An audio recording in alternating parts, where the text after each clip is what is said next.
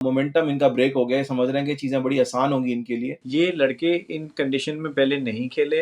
अब आप देखें जितने बैटर पाकिस्तान के थ्रू आउट आउट हुए हैं, आप देखें कि उन्होंने पेस रीड नहीं किया। और आज भी मेरे ख़्याल है एक मेरे ख़्याल है शायद पोल हुआ था कि माइकल वॉन से पूछा गया कि भई नंबर 1 बैट्समैन कौन है आपका? तो उन्होंने जावेद मियांदाद का नाम लिया। उन्होंने कहा जी जावेद मियांदाद मैं समझता हूँ कि पाकिस्तान के नंबर 1 बैट्समैन है क्योंकि वो एक इम्पैक्ट प्लेयर थे। अगर आप पिछले 18 महीने में उठा लूँ बाबर के, तो we haven't seen the same Babar that we no.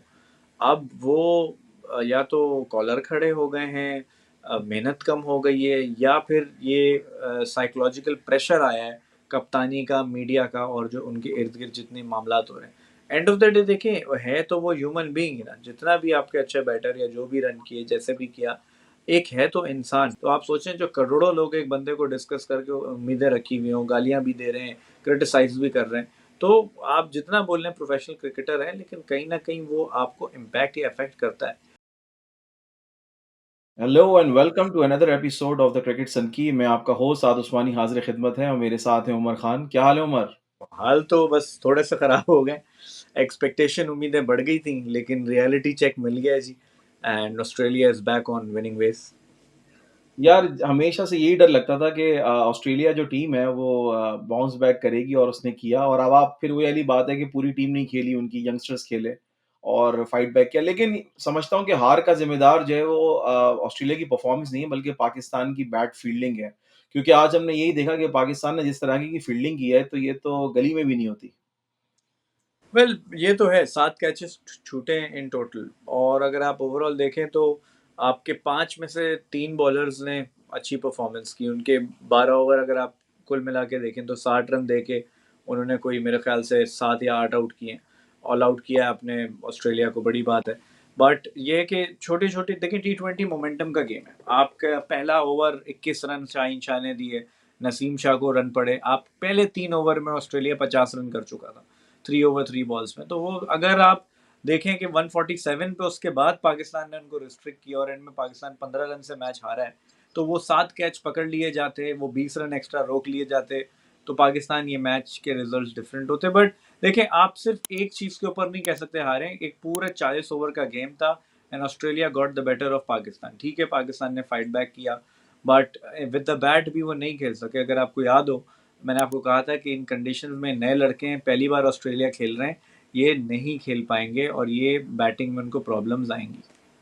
नहीं, लेकिन जो सिलसिला कि देखें बैटिंग का मैं समझ सकता हूँ कि बैटिंग में परफ़ॉर्मेंस में इश्यू आया है, लेकिन फ़ील्डिंग तो यार मतलब इतनी कोई कचरा फ़ील्डिंग मतलब अल्लाह माफ़ करे कि जब मैं फ़ील्डिंग देख रहा था, तो मैं कह रहा था कि यार मतलब ऐसे नहीं कि सभी कैच छोड़ रहे हैं, ऐसा लग रहा है जैसे प्रेशर में खेल रहे हैं या इंडिया से कोई मैच चल रहा है इनका कि जिसमें ये इस तरीके से कैच ड्रॉप कर रहे हैं। मतलब बहुत ही बिलो पार फ़ील्डिंग। बल्कि एक साहब से मैं कम्युनिकेट कर रहा था, वो कह रहे थे इनको जीत का नशा नहीं उतरा है, तो ये मोमेंटम इनका ब्रेक हो गया है, समझ रहे हैं कि चीज़ें बड़ी आसान होंगी इनके लिए। और वही हुआ कि ऑस्ट्रेलिया ने बाउंस बैक किया, लेकिन मैं समझता हूँ कि अगर पाकिस्तान थोड़ी-सी बेटर फ़ील्डिंग करता, तो हम शायद इधर भी 1 ऑल हुआ हुआ होता या हम शायद जीतने की तरफ जा रहे होते। मेरी एक्सपेक्टेशन तो थी कि हम 1 ऑल करते हैं। Even 148 was a very Chessable target, keeping in mind कि ऑस्ट्रेलिया की मेन स्ट्रीम टीम नहीं खेल रही थी। बट आपने गलतियां और खामियां आई हैं, जीत के नशे की बात नहीं है। लेकिन पॉइंट सिंपल सा ये है कि it is too much to ask. ये बात मैंने पहले भी की थी। ये लड़के इन कंडीशन में पहले नहीं खेले। अब आप देखें जितने बैटर पाकिस्तान के थ्रू आउट आउट हुए हैं, आप देखें कि उन्होंने पेस रीड नहीं किया। बॉल ज़्यादातर बैट्समैन आड़ा शॉट खेलते हुए बॉल को खड़ा किया उन्होंने। तो वो यही है कि वो पेस को जज नहीं कर पाए। बहुत डिफरेंस होता है, बहुत फ़र्क पड़ जाता है इस बात से कि बल्ले पे बॉल आ रही है कि नहीं। अब आप देखें वनडे के अंदर जब साइम अयूब रन कर गया था, आप उसको परसिस्टेंट 1 डेढ़ साल से खिला रहे थे, अब आपने उसको ड्रॉप कर दिया। जब आप देख रहे थे उसकी फॉर्म लगी है, वो कंडीशन से यूज टू हो चुका है, विकेट पे उसका बल्ला चलने लगा है, आपने उसको रख लेना चाहिए था टीम में।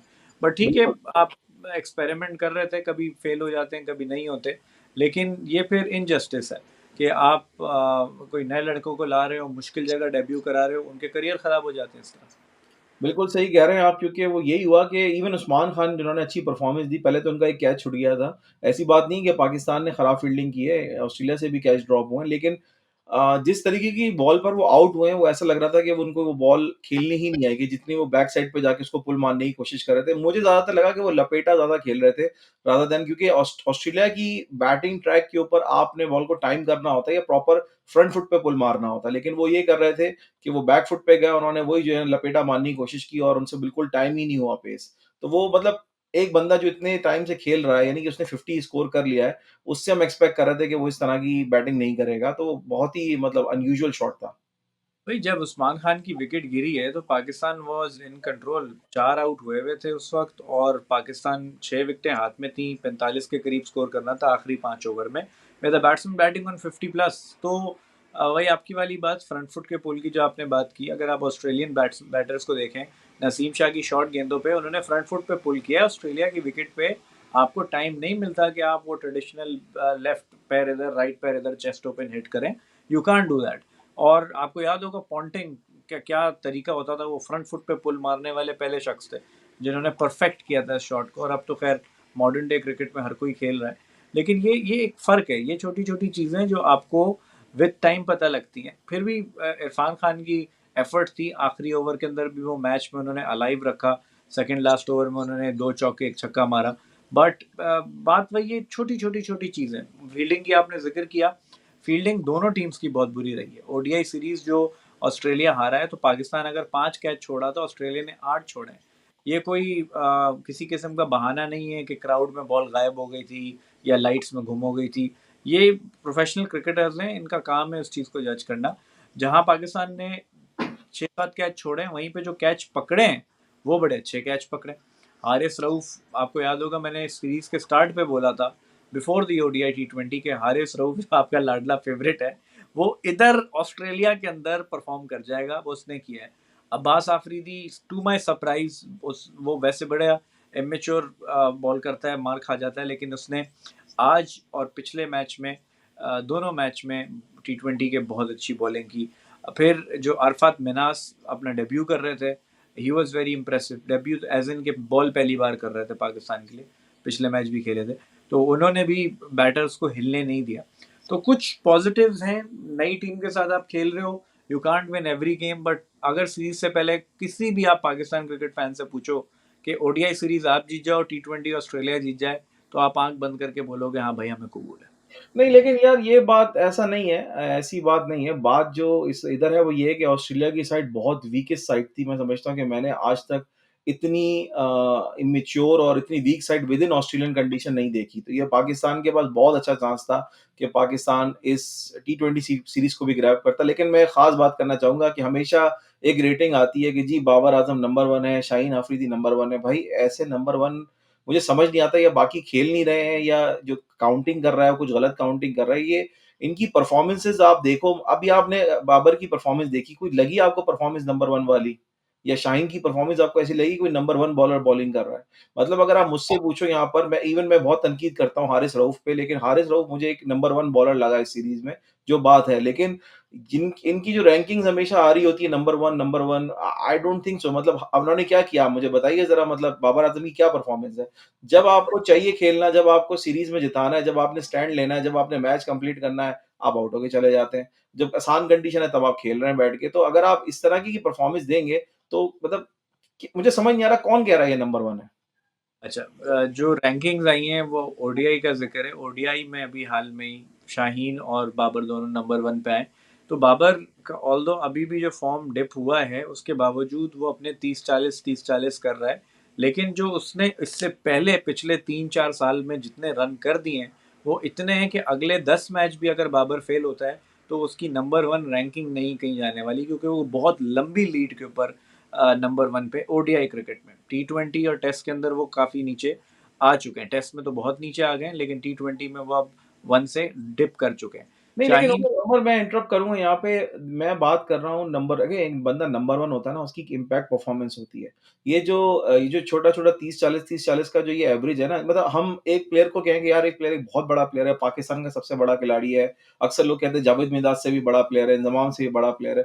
भाई जब जावेद मियांदाद खेलते थे, इंज़माम उल हक खेलते थे, उनकी जब भी खेलते, इवन सईद अनवर भी जब खेलते थे, तो बस सब छोड़े, आप शाहिद आफरीदी भी खेलते थे, तो वो मैच इम्पैक्ट परफॉर्मेंस होता था। जब चलते हैं तो वो बताते थे कि भाई हम कोई प्लेयर खेल रहा है, जो मैच जिता रहा है, जो जिसने तमाम टीमों को आड़े हाथों लिया हुआ है। लेकिन बाबर आज़म जब खेल रहे होते हैं तो वो लगता ही नहीं है कि वो कोई मैच मतलब वो लेके चल रहे हैं, वो जिताने जा रहे हैं। बस ऐसा लगता है कि वो एक मेंटेन कर रहे हैं एक स्कोर को और उसके बाद वो चले जाते हैं। हाँ, इसमें तो कोई डाउट नहीं है कि मैचेस फिनिश के जो है वो गिनती के उनके 7 साल के करियर के अंदर 2 से 3 मैच होंगे जो आप फिंगर टिप्स पे गिन सकते हैं जो उन्होंने जिताए हों।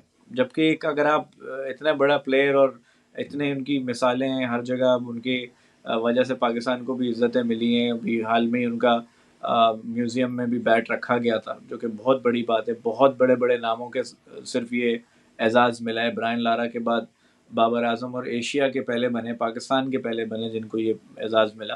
तो विदाउट अ डाउट ये बात तो मैं एग्री करता हूँ कि कोई ऐसी परफॉर्मेंस बाबर की नहीं रही है जो वो सिंगल हैंडेडली मैच जिता रहे हैं। एक बड़ा कंपैरिजन रहता था बाबर आज़म कोहली का, तो कोहली के मैं 50 से ऊपर ऐसे मैच गिना सकता हूँ जो अकेले उसने जिताए, और नहीं, लेकिन हार मैं आपसे तक। जी, जी, जी। जी, जी, मैं इसमें एक बात ऐड करना चाहूँगा, जो आप मैचेज़ की बात कर रहे हैं, मैं गिन के बता दूँ, एक न्यूज़ीलैंड का मैच था जिसमें वो मेरे ख़्याल है हारिस सोहेल के साथ खेल रहे थे, एक वो इंडिया-पाकिस्तान का मैच था जिसमें वो रिज़वान के साथ खेल रहे थे। सर, मैच जिताना ये होता है कि आप आखिर में टेल तक जाएँ और टेल के साथ खेलें और जब बिल्कुल ही पानी सर से ऊपर निकल जाए, तब आप मैच जिताएँ। सईद अनवर जबकि ओपन करते थे, मुझे याद है, लेकिन वो भी टेल के साथ खेल के मैचेज़ जिताए हैं, ठीक है? ये बाबर आज़म को मिडल ऑर्डर ही कहेंगे most of the time, right? अगर आप इंज़माम की एग्ज़ाम्पल ले लें या मियाँदाद की एग्ज़ाम्पल ले लें, टेल हैंडर्स के साथ खड़े होके मैच फिनिश करना, अब्दुल रज़ाक की एग्ज़ाम्पल ले लें आप, तो ये जिताए हैं इन्होंने मैचेज़, बट इन्होंने कम्फर्ट ज़ोन में जिताए जहाँ पे इनका एक कोई सेटल बैट्समैन साथ खड़ा हुआ खेल रहा है और वो इनको जो है वो एक तरह से हैंड दे रहा है। ऐसा नहीं है कि जी प्लेयर्स आउट हो चुके हैं और ये आके जो है वो पिच पे खड़े हुए हैं और टेल के साथ खड़े होके जैसे इंज़माम उल हक होते थे, खड़े होके इन्होंने मैचेज़ जिताए हों। आई डोंट थिंक सो, क्योंकि इनकी जो क्लास है वो यही है कि ये कंटेन करते हैं, इनका एवरेज अच्छा है, बट अगेन हमें जो है ना सिचुएशन को भी देखना पड़ेगा कि नंबर 1 प्लेयर अगर हम किसी को कहते हैं, तो उसका कोई क्राइटेरिया होना चाहिए, ना सिर्फ ये होना चाहिए कि वो अपने 30-40 रन हर मैच में जोड़े। हाँ, नहीं बात आपकी ठीक है। ये एक अभी नया आपने देखा होगा जो मैचेस चल रहे हैं, लीग वगैरह के मैच चल रहे होते हैं, तो उसमें एक प्लेयर की मैच के रैंकिंग पॉइंट, रेटिंग पॉइंट आते हैं कि इम्पैक्ट परफॉर्मर। तो वो बेस्ड ऑन उनका रन्स अंडर सिचुएशन वो इम्पैक्ट देते हैं। ये आपका बड़ा अच्छा सजेशन है कि आईसीसी को सिर्फ रन्स और विकेट्स की बेस पे नहीं देखना चाहिए, साथ में ये देखना चाहिए कि वो परफॉर्मेंस किसकी के। फॉर इंस्टेंस अगर आप टेल एंडर की विकेटें ले रहा है बॉलर, तो उसके खास पॉइंट होने चाहिए। ओपनर की या पावर प्ले में नए गेंद से आउट कर रहे हैं उसकी अलग होनी चाहिए। स्लॉगिंग ओवर की अगर विकटें हैं तो उनके अलग पॉइंट हों। इसी तरह बैटर्स के उन्होंने टेल के साथ कितने रन किए, मैच विनिंग कॉज में कितने रन किए, ये अगर हो जाए रैंकिंग में तो आप बात बिल्कुल ठीक कर रहे हैं। तो उसमें बहुत से वो प्लेयर्स जो 7वें 8वें नंबर पे आके 5 रन करके मैच जिता रहे हैं, उनकी भी रैंकिंग को काफ़ी फ़र्क हो सकता है। क्योंकि आप देखो ना, टॉप 3 में बैट करने वाले ही ज़्यादातर टॉप रैंकिंग में बैटर्स होते हैं बिल्कुल, क्योंकि उनको बिल्कुल। ओवर ज़्यादा मिलते हैं। ये एक तरह से अनफ़ेयर होता है लोअर ऑर्डर बैट्समैन के लिए कि वो एक्चुअली इम्पैक्ट परफ़ॉर्मेंस भी देते हैं, मैचेज़ भी जिताते हैं, लेकिन क्योंकि आप ऊपर आके मोस्ट बॉल्स खेल गए या मोस्ट रन्स आपने बना लिए हैं, तो जी आप विनर हैं और मैच के और आप ही जो हैं वो मतलब मैन ऑफ द मैच बन जाएँगे या आप ही जो हैं वो नंबर रैंकिंग में आएँगे। तो ये एक तरह से नाइंसाफ़ी है और आज भी मेरे ख़्याल है एक मेरे ख़्याल है शायद पोल हुआ था कि माइकल वॉन से पूछा गया कि भई नंबर 1 बैट्समैन कौन है आपका? तो उन्होंने जावेद मियांदाद का नाम लिया। उन्होंने कहा जी जावेद मियांदाद मैं समझता हूँ कि पाकिस्तान के नंबर 1 बैट्समैन है क्योंकि वो एक इम्पैक्ट प्लेयर थे। उस दौर में जब आपको पता है इतनी तेज़ क्रिकेट नहीं खेली जाती थी, उस दौर में भी वो खड़े होके वो अपना रन रेट मेंटेन करते थे और मैचेज़ जिताते थे, क्रूशियल मैचेज़ और ख़ास तौर पे जैसे मैंने आपको कहा टेल एंडर के साथ वो खेलते थे। शारजाह का छक्का तो ख़ैर कोई भूल ही नहीं सकता है, उसकी one of the finest performance है जावेद मियांदाद की। तो वर्ल्ड कप 1992 का वर्ल्ड कप जिस जो हम जीते हैं उसका सेमीफाइनल नहीं हम भूल सकते। तो वो एक ऐसी परफॉर्मेंसेज़ थी जो इम्पैक्ट परफॉर्मेंस थी। तो मुझे ऐसा लगता है कि Babar Azam has lot to catch up actually. एक तो पैसे ही उन्होंने अपनी जो है वो कप्तानी से उन्होंने इतने ब्लंडर्स किए हैं और हुँ। अब उसके बाद अब वो बैटिंग में भी उनकी फ़ॉर्म उस तरह से नहीं आ रही। तो I hope for the best कि आगे जो भी परफॉर्मेंसेज़ होंगी वो अच्छी होंगी। नहीं, अगर आप पिछले 18 महीने में उठा लूँ बाबर के, तो we haven't seen the same Babar that we know. अब वो या तो कॉलर खड़े हो गए हैं, मेहनत कम हो गई है, या फिर ये साइकोलॉजिकल प्रेशर आया है कप्तानी का, मीडिया का, और जो उनके इर्द-गिर्द जितने मामलात हो रहे हैं। एंड ऑफ द डे देखिए, है तो वो ह्यूमन बीइंग ही ना, जितना भी आपके अच्छे बैटर या जो भी रन किए, जैसे भी किया, एक है तो इंसान। और देखिए, जब एक आम आदमी पे इतना इम्पैक्ट पड़ता है, तो आप सोचें जो करोड़ों लोग एक बंदे को डिस्कस करके उम्मीदें रखी हुई हों, गालियाँ भी दे रहे हैं, क्रिटिसाइज़ भी कर रहे हैं, तो आप जितना बोल रहे हैं प्रोफेशनल क्रिकेटर है, लेकिन कहीं न कहीं वो आपको इम्पैक्ट या अफ़ेक्ट करता है। तो लेकिन आई हैव स्ट्रॉन्ग बिलीव कि वो एक चैंपियन प्लेयर है। He is always fought back with his performance and yet again he will come back. 2, 3, 4 matches की बेस पे आप एक उनकी पास्ट कितनी परफॉर्मेंसेस को ज़ाया नहीं कर सकते and he will always come back and I hope for the betterment of Pakistan he does. नहीं, लेकिन मैं जैसे एक कहता हूँ कि वो एक होता है ना कि जब रैंकिंग लॉन्च होती है और पाकिस्तान मैच हारा हुआ होता है, तो वो बड़ा अजीब-सा लगता है रैंकिंग के यार ये मैं रैंकिंग का क्या अचार डालूँ मतलब मैं क्या चटनी बनाऊँ उस रैंकिंग की? क्या करूँ मैं शाहीन का नंबर 1 लेके कहाँ जाऊँ मतलब? आप बात समझ रहे हैं कि वो पर आप वो चीज़ जो है ना एकदम से रिफ्लेक्ट नहीं करती। अभी करंटली तो मैं ऐसा ही देखता हुआ आ रहा हूँ कि वो एक ऐसा लगता है कि अरे यार! बाबर ने मैच जिताया, बाबर नंबर 1 हो गया। बाबर मैच हरा चुके हैं और नंबर 1 रैंकिंग आ रही है। तो वो अजीब-सा लगता है कि यार ये कौन काउंट कर रहा है? ये कैसे बन रही है रैंकिंग? क्योंकि वो बिल्कुल जो है ना उस चीज़ को मतलब कॉम्प्लीमेंट नहीं करती चीज़। ऐसा लगता है कि यार बिल्कुल क्योंकि वो अगर उनके रन्स भी हैं तो वो पता नहीं चल रहा है कि वो हैं किधर हैं। मैं ऐसा नहीं कहता कि उन्होंने अच्छी परफ़ॉर्मेंसेज़ नहीं दी हैं बट जितना वो उनको हाइप मिली हुई है, जितने बड़े प्लेयर वो बने हुए हैं, उस हिसाब से वो जस्टिफ़ाई नहीं कर रहे हैं, उस लेवल पे जिस लेवल पे उनकी बात की जाती है। ख़ैर अब नेक्स्ट पोर्शन की तरफ आप आते हैं। मैं आप मुझे ये बताएँ टीम सिलेक्शन के हवाले से आपको लगता है कि ये इट इज़ जस्टिफाइड कि बिल्कुल नए लड़के उन्होंने डाल दिए टीम के लिए टी20 के अंदर और क्या उनको प्रैक्टिस मिली थी ऑस्ट्रेलिया में थोड़ी बहुत खेलने की? ठीक है, एक तो आपने अपनी बैटिंग को बहुत चांस लिया। आज आपके पास 7 नंबर पे बैटिंग करने अब्बास अफरीदी आए। तो you had a long tail, 5 आपके जो बैटर थे वो बॉलर्स थे। और आप ऑस्ट्रेलिया की विकेट्स पे जहाँ आपके पास एक्सपीरियंस नहीं है, जहाँ आप यूज्ड टू नहीं है इन पेस के ऊपर खेलने में, आप 5 बैट्समैन के साथ अगर मैदान में उतर रहे हैं, तो व्हाट डू यू एक्सपेक्ट? वो तो आप ओडीआई सीरीज़ जो जीते हैं, वो आपके बॉलर्स ने आपको जिताया है, क्योंकि अगर वहाँ ऑस्ट्रेलिया 200 रन कर जाता, तो आपके ये गले पड़ जाने थे। आप जीत गए वहाँ 8 विकेटों से, 9 विकेटों से कि वो साइम अयूब और अब्दुल्ला शफी की पार्टनरशिप लग गई दोनों मैच में, वरना वो 150 रन भी आपके गले पड़ जाते। अब सिलेक्शन बॉलिंग से तो आई एम सेटिस्फाइड, बॉलिंग आपकी बेहतर रही है। बैटर्स हैव फेल्ड, उसमें आप देखें आज भी अंडर 10 इनिंग बिल्ड करने से पहले ही आपका टॉप ऑर्डर पूरा फारिग हो गया। रिजवान रन नहीं कर पाए, बाबर रन नहीं कर पाए, कामरान गुलाम, आगा सलमान, एवरीबडी फेल्ड। ठीक है, आज उस्मान खान ने थोड़ी स्पार्क दिखाई, लेकिन जब आपका मैच बना हुआ था, 6 विकेटें हाथ में थी, 5 ओवर में 9 ओवर आपको करना था, वहाँ आप एक गलत शॉट खेल के आउट हो गए। चलो ठीक है, आपने 50 किया, समझ में आता है। इरफान खान एक clean striker of the ball है। अब्बास अफरीदी आए, पहली गेंद चौका मारा, विकेट थ्रो कर गए। शाहीन शाह आए, पहली बॉल मिस की, दूसरी पे आउट हो गए। नसीम आए, उसी ओवर में आउट हो गए। तो वो from 4 wicket down to 8 wicket down within the span of 12 balls. तो मैच वहीं खत्म हो गया ना। वही 12 गेंद पे आप 12 सिंगल कर लेते, तो आपको आखिरी 2 ओवर में 40 रन की जगह 25 रन वो चाहिए होते। तो नहीं, मैं फर्स्ट शॉट। समझता हूँ हाँ, मैं समझता हूँ टारगेट चेज़ इतना मुश्किल नहीं था टू बी ऑनेस्ट थोड़ा समझ के खेलते तो बनाया जा सकता था टारगेट। लेकिन अब ख़ैर तीसरा टी20 मैच रह गया है। आई नो कि सीरीज़ जो है वो ऑस्ट्रेलिया के नाम हो चुकी है। तो आपको लगता है कि सेम लड़कों को चांस देना चाहिए या अभी भी चीज़ इसमें चेंजेस रिक्वायर्ड है? भाई चेंजेस आप, मैं हमेशा इस बात को मानता हूँ कि अगर आप एक टीम आइडियोलॉजी में बिलीव करते हैं, तो आप उनको प्रॉपर रन दें। सिर्फ 3 मैच एक सीरीज का नहीं, 3 से 4 सीरीज दें, 8-8, 10-10 मैच प्लेयर को दें, उसको उसका रोल डिफाइंड हो। हमारे वहाँ रोल डिफाइंड नहीं होता। रोल नहीं पता होता कि भाई आज ये है, कल ये है, परसों वो है।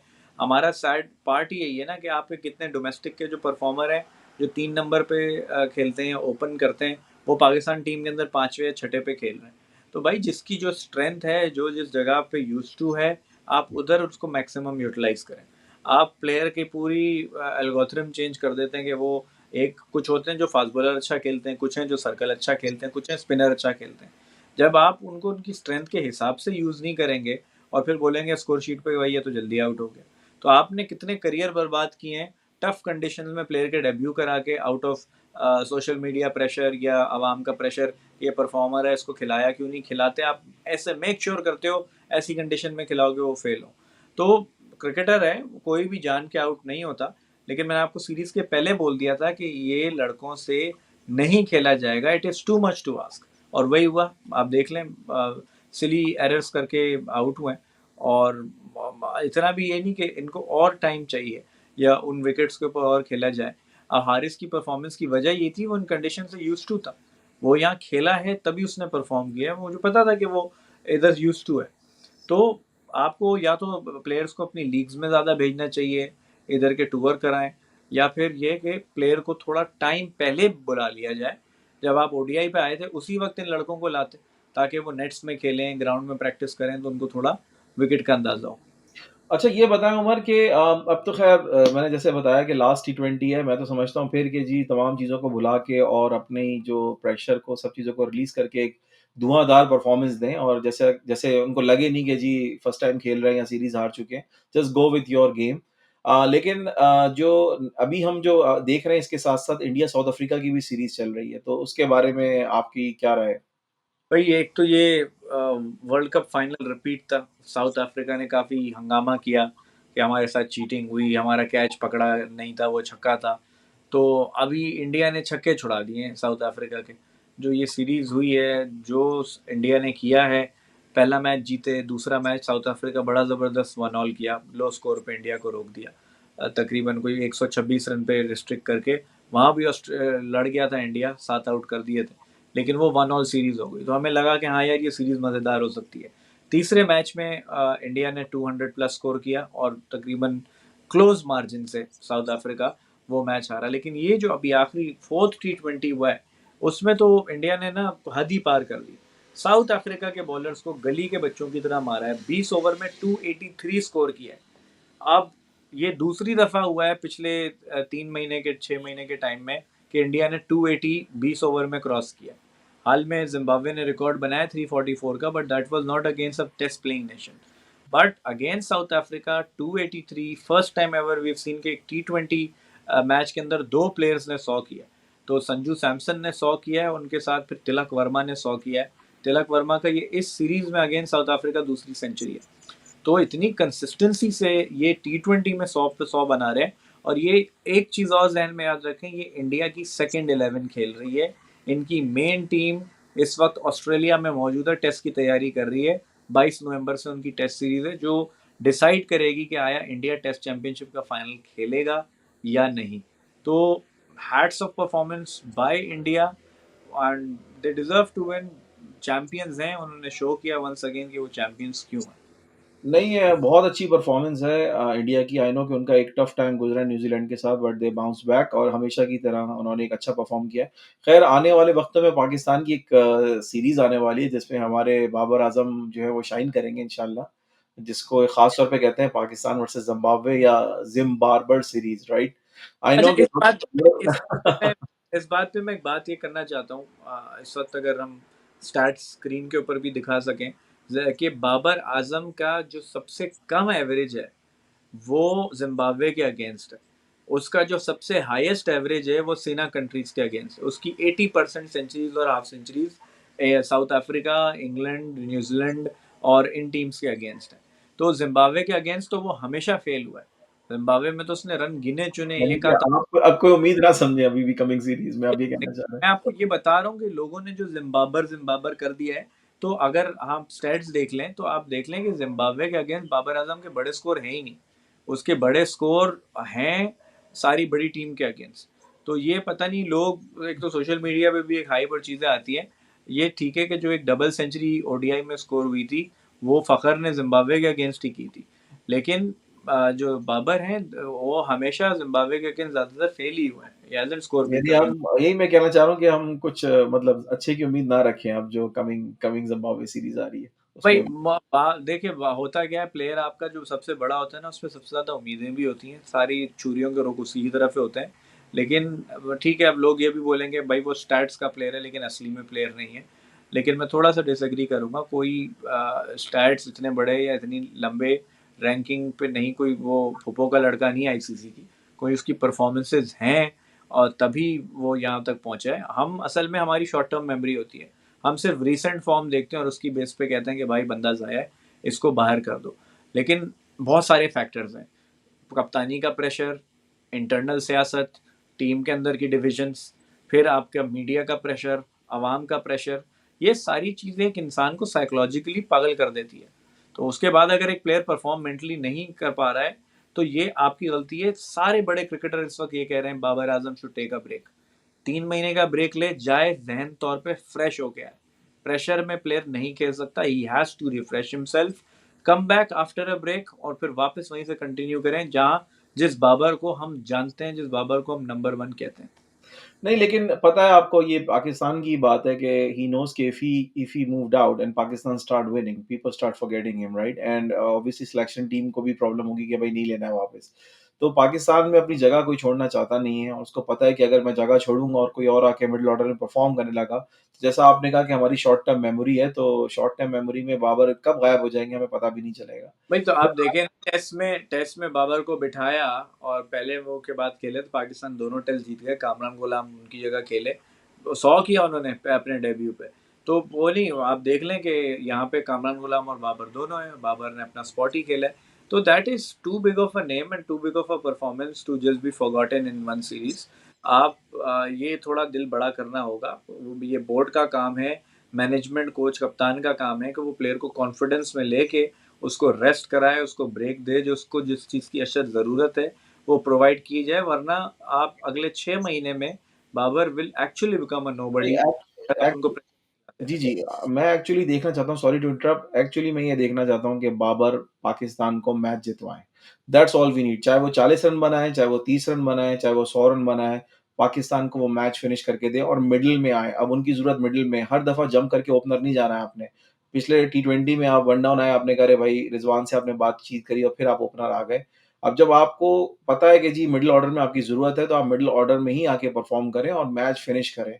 That's what we need from the Babar Azam. Babar Azam ने जितना परफ़ॉर्म किया है, जितना खेला है, अब उनका यही रोल बनता है और उनको यही रोल करके दिखाना पड़ेगा, तभी ये उनके दाग धुलेंगे, क्योंकि हमें उनके 30-40 से कोई फ़र्क नहीं पड़ता अगर पाकिस्तान मैच ना जीते और उनका एक जो टर्नओवर था कप्तानी का, उसने बहुत डैमेज किया पाकिस्तान को, मैं समझता हूँ। तो he is a good batsman but he understand his role and he play according to his position. He do not like के उसको इन्फ्लुएंस करिए कप्तान को, फिर आप ओपन आके बैटिंग करना शुरू कर दें, that is not actually right now. But anyway I hope for the best कि वो कमबैक करेंगे और अपने रोल को अंडरस्टैंड करेंगे कि उनका एक्चुअल रोल है क्या।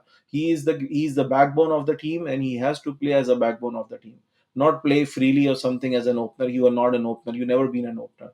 एनीवे उमर, बहुत शुक्रिया टाइम का, प्रोग्राम का अब इख्तिताम की तरफ हम जा रहे हैं। होप फॉर द बेस्ट कि जो अगला टी20 है आपका, उसमें पाकिस्तान अच्छी परफॉर्मेंस दे और एक फ्रेश नोट पे जीत के आए। बट अगेन रिजवान को मैं बहुत हाईली रेट करूंगा कि उनकी कप्तानी इस टूर्नामेंट में अच्छी थी। I know fielding was a mess, but it's not a fault of the captain because catches goes at the fielding, I can say. तो इंशाल्लाह फिर दोबारा हाजिर होंगे एक नए प्रोग्राम के साथ क्रिकेट संकी के अगले एपिसोड में। तब तक के लिए खुदा हाफिज, अल्लाह हाफिज, पाकिस्तान।